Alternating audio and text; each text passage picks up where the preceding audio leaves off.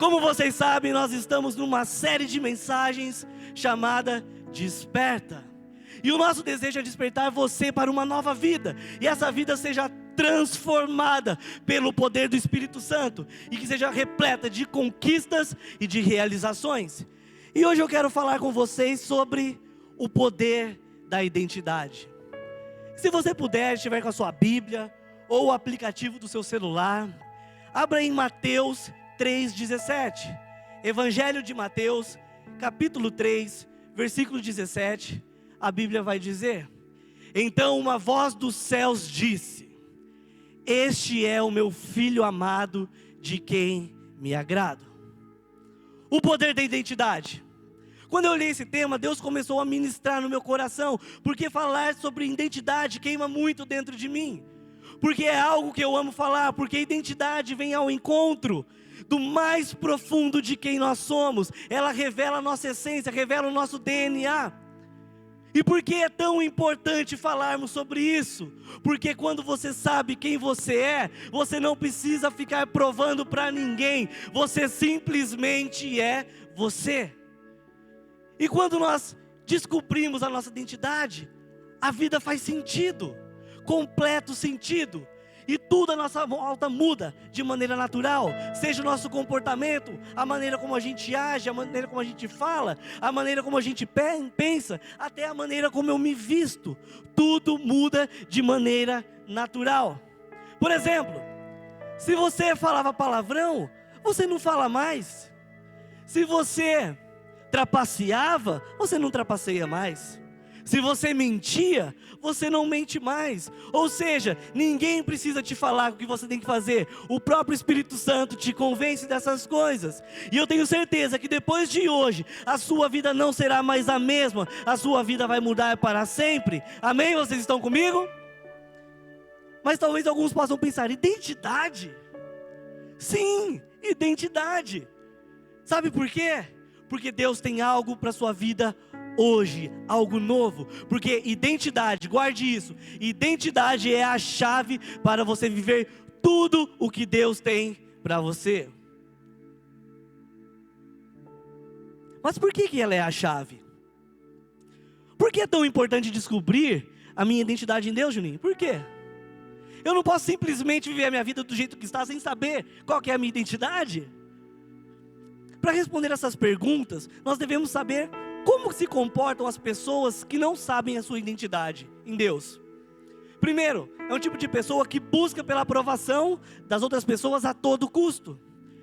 Ela começa tudo e não termina nada. Não tem posicionamento, é uma pessoa inconstante. É uma pessoa que não se valoriza e vive se comparando com todo mundo. E quando ela faz isso, ela vive a vida dos outros ao invés de viver a vida dela. É uma pessoa insegura, é uma pessoa que tem medo, é uma pessoa que fica atrás das cortinas. Quando eu disse essas características, alguma delas você tem? Você tem algum tipo de comportamento como esse? Se para algum desses motivos você disse sim, essa palavra é para você. E hoje é o dia da transformação e da renovação completa de Deus na sua vida. Vocês estão preparados? Quem está comigo? Coloca aí no chat: eu estou preparado, eu estou preparado. E o desejo de Deus é despertar em nós o que? A nossa verdadeira identidade. E eu quero que você se faça uma pergunta agora. Ou melhor, deixa eu te fazer uma pergunta: quem é você? Ou melhor, faça uma autoanálise agora e responda: quem eu sou? Sabe, essa pode parecer uma pergunta tão simples: quem eu sou? Mas embora a pergunta seja simples, a resposta não é nada simples. Sabe por quê? Porque ela revela o mais íntimo de quem é você. Por isso que eu te pergunto: quem é você? Quem é você quando você está sozinho?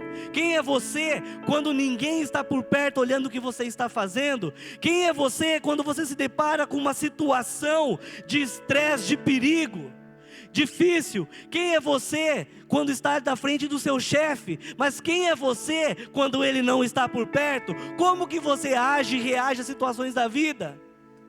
Sabe, essas perguntas devem ser respondidas constantemente. Isso é um exercício de autoanálise. Sabe por que é necessário fazer isso? Porque é um processo que nos faz crescer, evoluir, amadurecer e sermos melhores a cada dia. Veja que isso é uma decisão sua. Você deve estar comprometido com você mesmo. É sua decisão. Agora respondam para mim: quantos são filhos de Deus? Escreve aí no chat: eu sou filho, eu sou filha. Você acredita nisso? Escreva aí. Vocês colocaram? Gente, muito obrigado, porque vocês são tão incríveis e vocês estão aqui participando, interagindo comigo. Depois eu vou ler esses comentários. Vocês são incríveis. Você é filho? Você é filho? Muito provavelmente todo mundo escreve que sim. Essa semana eu perguntei para algumas pessoas: você é filho de Deus? A resposta foi unânime: sim, eu sou filho de Deus. Eu sou filho de Deus.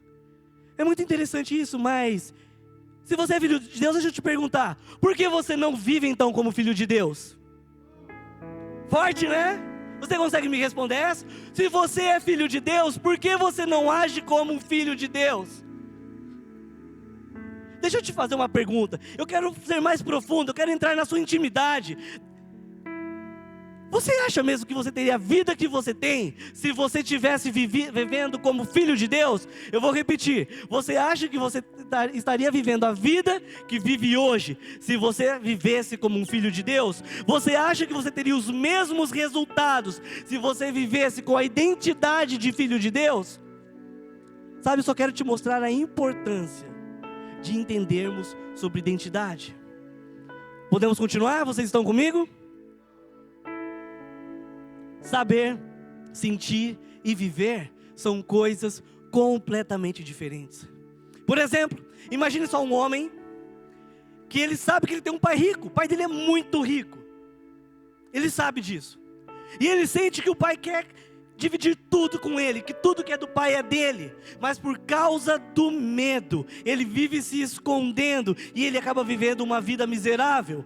Ou seja, ele sabe que é rico, ele entende que o pai quer que ele viva também, desfrute daquilo, mas ele tem medo. Trazendo para nós sabemos que somos filhos de Deus, sentimos que Deus é nosso pai, mas vivemos como órfãos. Deus nos criou com um objetivo muito claro. Ele nos criou para sermos filhos, e não só isso, para vivermos como filhos. E muitas pessoas buscam isso, mas deixa eu te dizer uma coisa, preste atenção no que eu vou te dizer.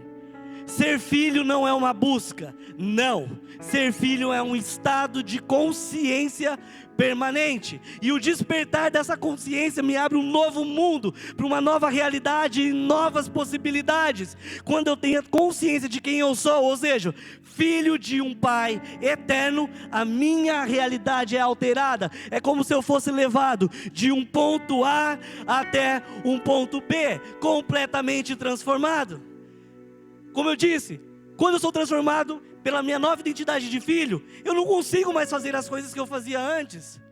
Eu não falo do mesmo jeito, eu não ajo do mesmo jeito. Os meus relacionamentos mudam. Isso faz sentido para você? Nós lemos no começo dessa palavra, Mateus 3,17. E Deus fala sobre Jesus o quê? Este é o meu filho amado em quem me agrado. O interessante é que até então Jesus não tinha feito nenhum milagre. Jesus não tinha expulsado um demônio, não tinha pregado para ninguém. Ele não servia em nenhum ministério. Como é possível Deus se alegrar de Jesus, sendo que ele não tinha feito absolutamente nada? Pega essa.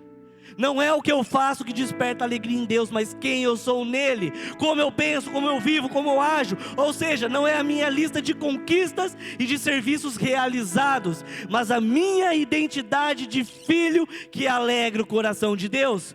É por isso que Jesus, lá em Mateus capítulo 7, dos versos 21 ao 23, vai dizer: nem todo aquele que me diz Senhor, Senhor, entrará no reino dos céus, mas apenas aquele que faz a vontade do meu Pai que está nos céus. Muitos me dirão naquele dia: Senhor, Senhor, não profetizamos em teu nome? Em teu nome não expulsamos demônios? E não realizamos milagres? Então eu lhes direi claramente: nunca os conheci. Afastem-se de mim, vocês que praticam o mal. O que isso quer dizer? Que evangelizar, orar por cura, servir na igreja não é necessário, não tem valor? Não, não é isso que Jesus está falando. Jesus está falando sobre a identidade deles. O que eles estavam fazendo estava correto, mas o coração, a motivação pelos quais eles faziam aquilo estava errado. Deixa eu te falar, você muitas vezes está fazendo tantas coisas certas, mas da maneira errada, com a motivação errada. Você consegue me entender? Pensa assim, onde é que está pegando para você? Quando você faz isso, você está prejudicando o seu futuro e o seu resultado, porque você está com a motivação errada. Mas por que você não me falou isso antes, Thiago? Estou falando agora, pega essa. Deixa eu te dar um exemplo para ficar um pouco mais fácil. De coisas que nós fazemos, coisas certas que nós fazemos, mas com a motivação errada. Quer ver? Dizimar, é certo? É certo. Mas quando eu dizimo com a intenção de me tornar rico? Servir em algum ministério, é certo? É. Mas quando eu faço isso para receber reconhecimento? Ajudar um amigo, um familiar em necessidade. Fantástico. Mas quando eu posto nas redes sociais para todo mundo ver que eu sou generoso? Jejuar, orar, incrível. E quando eu saio contando para todo mundo só para ver que eu sou espiritual? Ou seja, dizimar, servir, ajudar o próximo, jejuar, eu tenho que fazer isso, mas não por esses motivos. A motivação de um filho é fazer tudo por amor ao pai, não por reconhecimento, mas porque eu amo Deus, eu faço todas as coisas. Por isso a Bíblia diz: tudo que eu fizer, faça como se estivesse fazendo para Deus. Por isso essa série de mensagens, desperta. A nossa oração é: desperta em nós a consciência de quem somos para quem temos que ser. Ou seja, filhos, desperta em nós uma consciência, mas não somente uma consciência, mas que essa consciência seja permanente, de filho. Você é filho, você é filha. Nós acabamos de cantar isso, e nós temos o bom Pai. Tá ok, mas como que eu faço para despertar essa minha consciência, de forma que essa realidade de que eu sou filho, seja verdade? Como eu faço isso? Abra sua Bíblia em Colossenses 2, versículos 9 e 10. Colossenses 2, 9 e 10 vai dizer: pois em Cristo habita corporalmente toda a plenitude da divindade. E por estarem nele, que é o cabeça de todo poder e autoridade, vocês receberam a plenitude. Quando você lê esse texto, o que te vem à mente? Porque o texto está falando da divindade, ou melhor, da plenitude da divindade. E o termo usado para plenitude no grego é theontes. Você viu? Estou aprendendo com o nosso pastor. Oxigênio é cultura, gente. Theontes. E theontes significa estado de ser Deus. Ou seja, é como se fosse um pacote onde está presente toda a natureza de Deus, toda essa essência. Imagine que Deus tivesse pegado uma caixinha e colocado dele porções de quem Ele é. Colocou porções da sua força, da sua graça, da sua misericórdia, da sua coragem, da sua glória, do seu poder, do seu amor, do seu cuidado. E depois de colocar tudo que representasse Ele fechasse essa caixinha, embrulhasse, fizesse um laço bem bonito e colocasse dentro de você. Ou seja, tudo que você precisa para cumprir com o seu propósito já está em você. Ou seja, tudo que te faz sair de um ponto para o outro já está em você. É isso que Jesus disse nesse texto. Isso é fantástico. Então quer dizer, olha isso, que eu sou Deus. Se eu tenho as coisas de Deus, eu sou Deus. Lógico que não, de maneira alguma. Mas sim, nós recebemos a sua plenitude, ou seja, a sua essência. Onde? Quando Deus nos formou nele. Por isso que ele diz: façamos o homem a nossa semelhança, a nossa imagem conforme a nossa semelhança. Eu quero dar um exemplo para vocês. Nós temos aqui, vamos ver se a a câmera consegue pegar aqui. Eu tenho um cubo de gelo, vou colocar aqui que acho que fica mais fácil. Um cubinho de gelo roxo, certo? Imagina que esse cubo de gelo aqui é o presente que Deus nos deu. Toda a plenitude da glória dele está aqui, da sua divindade. E isso foi colocado dentro de nós quando nós ainda estávamos no ventre da nossa mãe. E para ficar um pouco mais fácil, eu quero ilustrar numa forma de uma história. Existia um planeta, um reino muito distante, que era formado por pequenos cubinhos de gelo. E esses cubinhos de gelo, eles eram felizes, eles eram alegres, eles eram plenos, eles eram completos. E eles viviam num mundo gelado. E eles tinham tudo que fosse preciso para poder ficar daquela maneira. E eles tinham um rei que amava eles, tanto que dava tudo que eles precisavam para eles se manterem dessa maneira. E um dia esse rei chamou os seus gelinhos, colocou todos juntos no auditório e falou: gelinhos, eu tenho uma missão para vocês. Eu vou enviar vocês para um outro lugar, muito distante, um lugar muito diferente do lugar que nós vivemos hoje. E vocês têm a missão de não só conhecerem e reconhecerem aquele lugar, mas vocês têm a missão de transformar esse novo lugar num reino gelado, para que nós possamos habitar ali, para que eu possa ficar naquele lugar também. Consegue imaginar isso? E enviou eles. Fique com essa memória, essa imagem na sua memória, que daqui a pouquinho a gente volta para essa história. Então Deus desejou compartilhar do quê? Da sua plenitude. Mas de que forma? Gênesis 2:7. Gênesis 2:7, a Bíblia diz: então o Senhor Deus formou o homem do pó da terra e soprou em suas narinas o fôlego de vida, e o homem se tornou um ser vivente. O termo usado no hebraico, olha gente, hoje eu tô, hein, pastor do céu, me segura. O termo usado para sopro é ruá.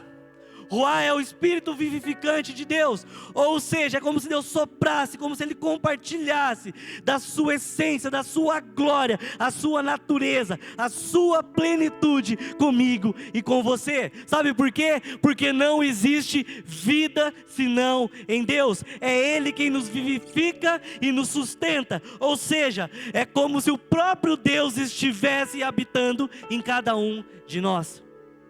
Isso faz sentido para vocês? Então deixa eu te perguntar, por que então nós não vivemos e desfrutamos dessa plenitude? Sabe por quê? Por causa da nossa consciência cauterizada. Ou seja, é como se a nossa mente tivesse travado. Sabe quando aquele bug do Windows, tela azul da morte? Ou seja, ao ponto de não permitir, nossa mente não permite que nós tenhamos um raciocínio espiritual de quem realmente nós somos. Ou seja, a nossa identidade de filho ficou oculta para nós. Por isso que a gente não consegue viver como filho. Nossa mente está cauterizada. E como eu disse, ser filho não é uma busca, mas é uma convicção permanente. É uma consciência. Eu preciso estar consciente, e mais do que isso, ser filho é querer ser filho. E muitas pessoas buscam a paternidade em tantos lugares, mas não encontram, porque buscam um lugar onde essa paternidade não está. Como assim? Eu vou te falar. Muitas pessoas buscam a paternidade em Deus com base no relacionamento que eles tiveram com os seus pais. Infelizmente, muitas pessoas não tiveram um bom relacionamento. E quando elas se encontram com Deus e descobrem que Deus é Pai, elas transmitem o mesmo sentimento que elas tinham de filhos para Deus. Ou seja, se ela não confiava no seu pai, agora ela não consegue confiar em Deus. Se ela tinha medo do pai, agora ela tem medo de Deus. É por isso que tantas pessoas preferem servir a um Deus do que ser filhos de Deus. E essa cauterização nos impede de ter uma consciência de que Deus está em nós o tempo todo. Quantos de vocês se lembram da história de Moisés quando Deus o envia ao Egito para que possa libertar o povo de Israel? E como vocês sabem, depois que o povo sai do Egito, eles estão no deserto, rumo à terra prometida. E uma viagem que era apenas de 40 dias se transformaram em 40 anos por causa da desobediência deles. Vocês sabem disso?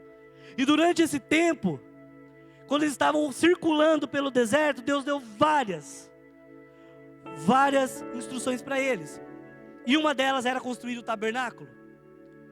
O tabernáculo era um local onde as pessoas levavam aos sacerdotes um animal para poder ser sacrificado pelos seus pecados. Mas também ali tinha um lugar muito especial, o Santo dos Santos. E dentro dele ficava a Arca da Aliança. E essa Arca da Aliança significava a presença de Deus, que dava provisão e proteção ao povo. Escreva aí, proteção e provisão. Escreva aí no chat, provisão e proteção.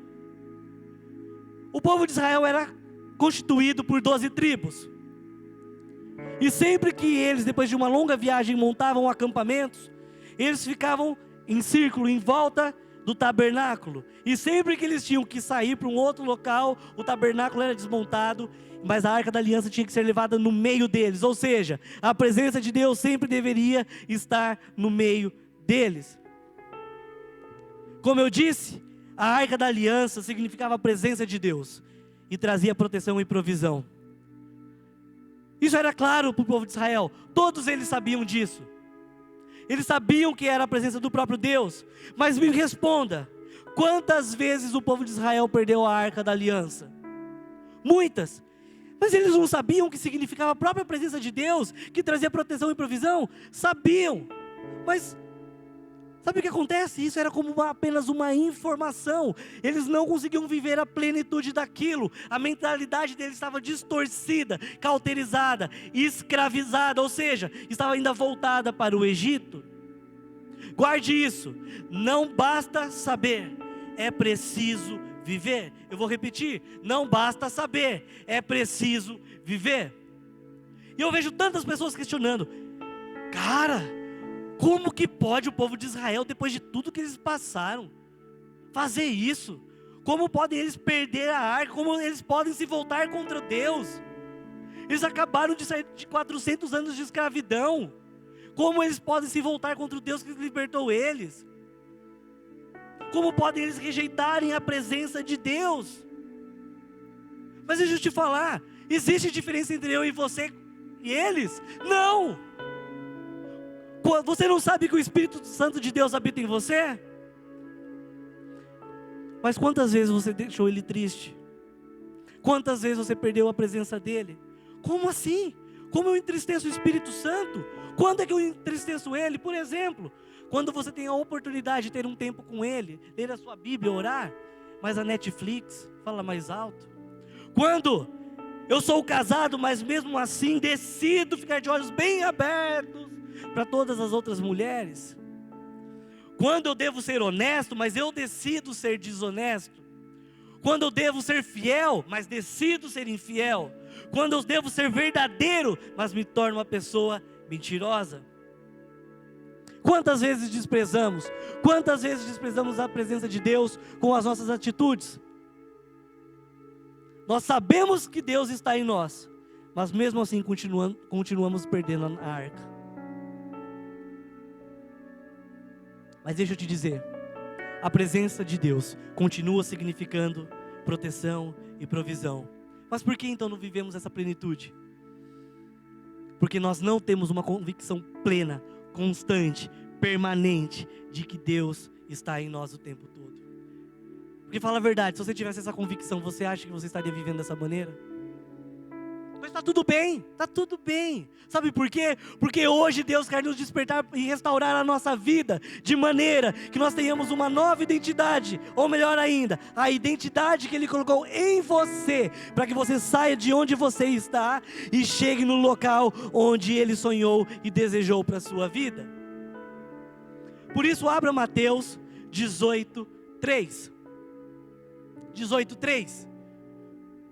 Essa é a chave para você viver a sua identidade. Essa é a chave para você ter uma mentalidade renovada em Cristo. Na versão NTLH vai dizer, e disse. Quem que disse? Jesus. Eu afirmo a vocês que isto é verdade. Se vocês não mudarem de vida e não ficarem iguais às crianças, nunca entrarão no reino do céu. Calma aí, Tiago. Agora confundiu tudo. Está falando de natureza, identidade, plenitude, ser filho. E agora está falando que tem que ser criança. Como assim? Presta atenção. Lembra do cubo de gelo? Vamos voltar para a historinha dele? Na nossa história, os cubinhos de gelo foram enviados numa missão. E quando eles chegaram naquele local, eles começaram o quê? Nos primeiros anos, eles começaram a cumprir com o propósito deles. E estavam tentando transformar aquele lugar num reino gelado. Mas, conforme o tempo foi passando, pouco a pouco eles gostaram daquele lugar quente. Assim como o Olaf, eles gostavam de abraços quentinhos. E eles foram perdendo a sua essência, eles foram derretendo. Eles não ficaram como eles eram antes. Se esqueceram da sua missão, se esqueceram do seu rei, foram deixando de lado o que era importante, vieram as distrações e com elas o engano. Derreteram, assim como o nosso cubinho de gelo. E para ficar mais claro, só para lembrar, o que esse cubinho de gelo significa mesmo? A plenitude de Deus colocada em nós. E quando é que ela foi colocada em nós? Quando nós fomos formados em Deus. Muito bom. Daqui a pouquinho a gente volta para concluir essa história. Vamos fazer um exercício agora? Estão preparados? Traz a memória agora quando você era criança. Quando você era criança, você tinha dificuldade de acreditar nas coisas? Para você existia algum tipo de impossibilidade ou dúvida sobre aquilo que vocês queriam ser ou sonhavam ser no futuro? Não! Quando perguntavam para você, o que você quer ser quando crescer? O que você respondia? O que normalmente, Juninho, as crianças respondem? Quer ser médico, bombeiro, dentista, astronauta, veterinário, engenheiro, pastor, e por aí vai. Sabe, esses dias eu estava conversando com o Miguel. Miguel é meu filho mais novo. Eu falei, Miguel, filho, o que você quer ser quando crescer? Ele falou assim, pai, primeiro eu quero ser veterinário. Depois eu vou ser lutador, depois eu vou ser médico, depois eu vou ser astronauta e depois eu vou ser arquiteto. Eu falei, uau, Deus te abençoe, meu filho. Vai estudar o resto da vida, né? Para ele, tem alguma dificuldade em ser qualquer dessas profissões? Ou melhor, tem dificuldade em ser todas elas? Não. É como se ele pudesse chegar numa máquina de profissões, aperta um botão e fala, quero ser astronauta. Naquele momento, ele vira um astronauta, ele vai para o espaço. E quando ele não quer mais ser astronauta, ele volta para a máquina e clica, eu vou ser médico. Ingênuo ele, né? Será que é ingênuo mesmo? Não, sabe por quê? Porque toda criança, nós fomos formados, gerados primeiro em Deus, e dele recebemos a plenitude. Mas o pecado nos separou dessa verdade, a cauterização, e pouco a pouco nos distanciamos. Quanto mais crescíamos, mais distantes ficávamos, mais incrédulos nos tornávamos.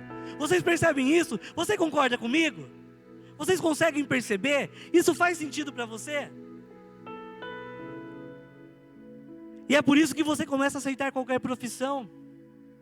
Por quê? Porque você perdeu o que você tinha de mais importante, de mais valioso. Aquilo que Deus tinha colocado dentro de você, que era só para você. E era tão natural, e você acreditava nisso. Quer ver? Eu quero te ajudar a entender um pouco melhor isso. Pensa comigo. Quando vocês se tornaram os adultos que vocês queriam ser quando vocês eram pequenos, quando vocês eram crianças?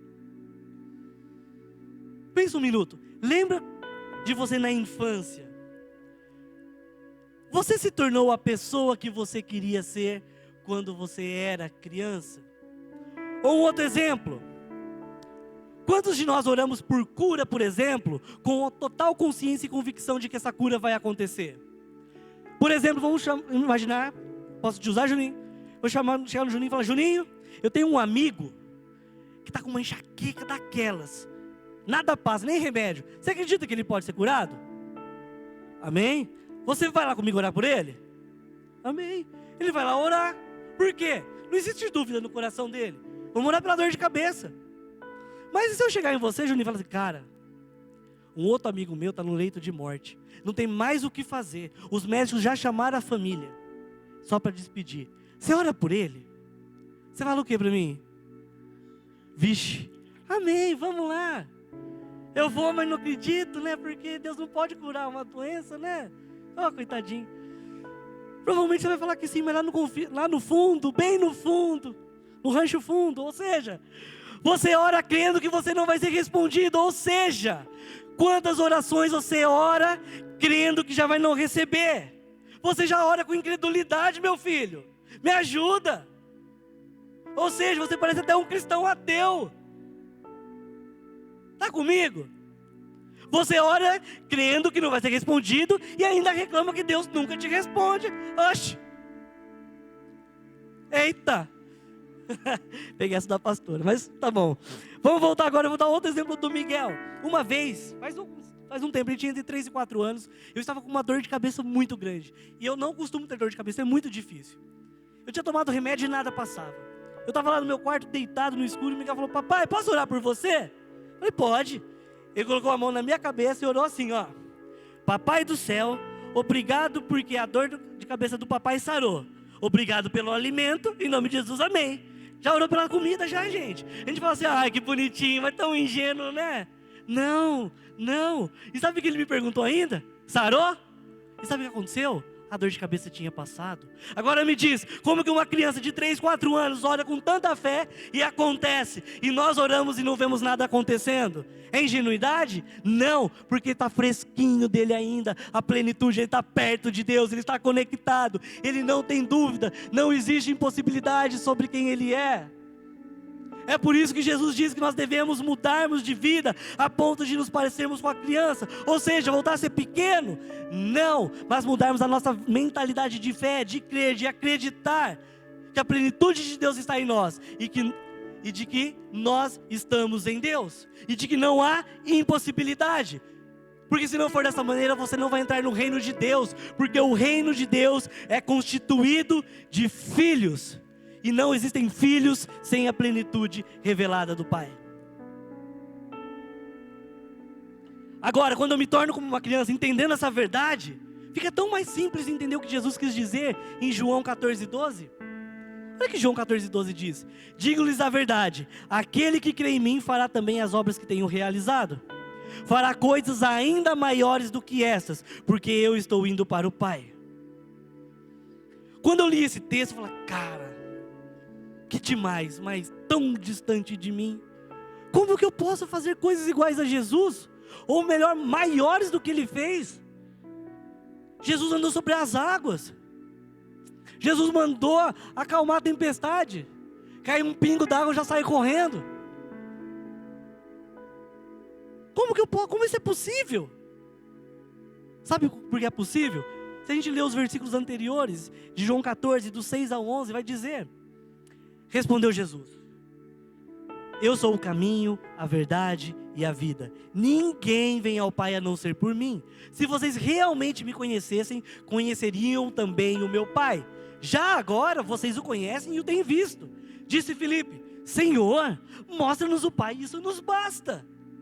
Jesus respondeu: você não me conhece, Filipe, mesmo depois de eu ter estado com você durante tanto tempo. Quem me vê, vê o Pai.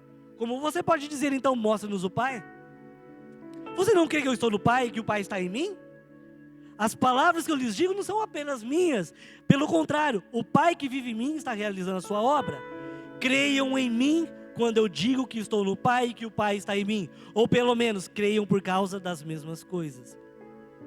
Viver como Jesus, fazer como Jesus, é possível por causa da plenitude de Deus em mim. E como Deus está no Pai e eu estou com Jesus, eu tenho essa plenitude. Por quê? Já não sou eu quem vive, mas Cristo vive em mim. E isso é incrível, porque quando eu entendo essa verdade, quando a minha consciência é destravada, eu consigo enxergar essa plenitude. E a minha identidade é restaurada, ou seja, a minha identidade de filho. Então eu passo a viver como Jesus viveu. Eu passo a andar como Ele andou, tendo a consciência permanente de que eu estou no Pai e que o Pai está em mim. É assim que nós devemos viver. Olha o que diz 1 João 2,6. aquele que afirma que permanece nele, deve andar como ele andou. Se você está com Cristo e você permanece nele, e ele em você, você deve andar e fazer as coisas que ele faz. Ou seja, como Jesus andou? Sendo um com o Pai. Ele estava no Pai e o Pai estava nele. Ou seja, tudo que Jesus fazia era o próprio Pai fazendo. Uou! Não é demais isso? Quantos de vocês querem saber a conclusão da nossa história?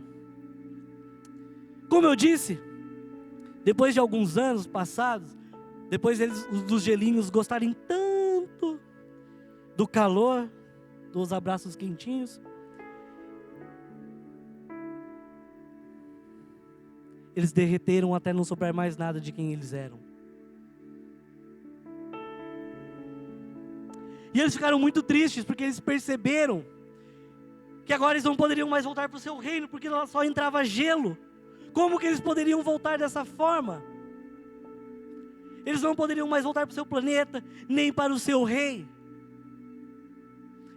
Somente para te relembrar, o gelo que aqui estava significava o que? A plenitude de Deus em nós. Mas o pecado nos distanciou tanto dessa verdade, que isso foi nos afastando, e a gente foi se perdendo de quem nós fomos criados para ser.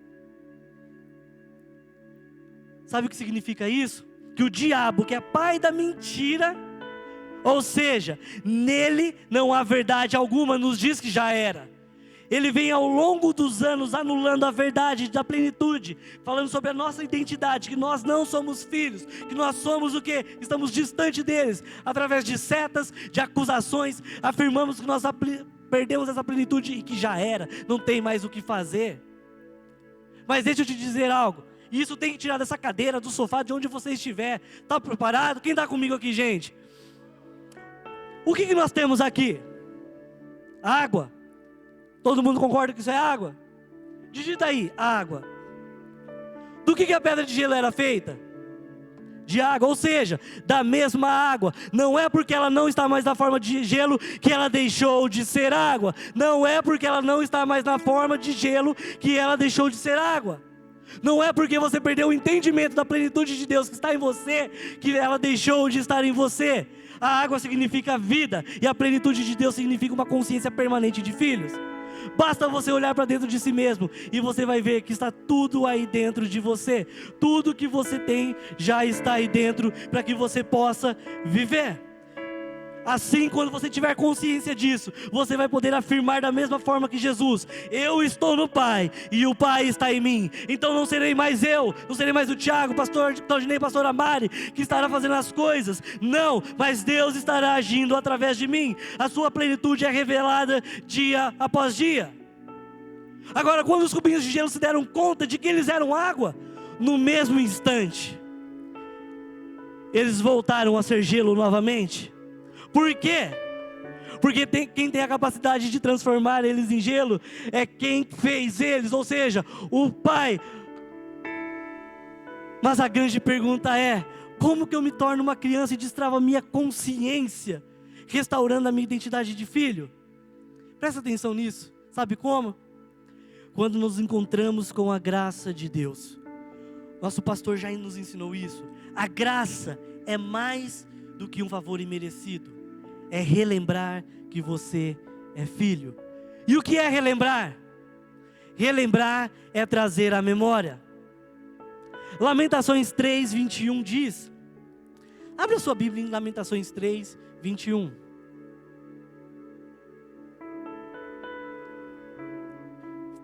Quero trazer à memória aquilo que me dá esperança. Isso quer dizer que todos os dias eu tenho que trazer à memória que eu sou filho. Sou filho amado e ninguém pode mudar essa verdade. Mesmo quando o inimigo olhar para você e falar que você não é nada, você não é ninguém, você traz a sua memória: eu sou o filho e ninguém pode mudar essa verdade. Eu sou o filho amado e ninguém pode mudar essa verdade. E esse exercício deve ser contínuo, ou seja, constante, não pare. Por quê? Até que ele vire um hábito, de tal maneira que isso fique tão incrustado em quem você é, que você não tenha mais dúvida nenhuma sobre a sua identidade, a sua posição e sobre quem você foi feito para ser. Quer uma dica? Você tem um celular, eu acredito que você tem um celular. Se você não tem, a gente vai orar para que você tenha, amém? Se você tem um celular, coloca aí, num lembrete dele de tempos em tempos para eu sou filho. Coloca aí, eu sou filho. Eu sou filha. E quando ele despertar, aquilo vai começar a fazer sentido para você. Nos primeiros dias parece estranho, mas daqui a pouco está de forma natural, você não tem mais dúvida. Assim você e eu, nós seremos um com Jesus, andando como Ele andou, vivendo como Ele viveu, como filho amado em quem Deus se alegra.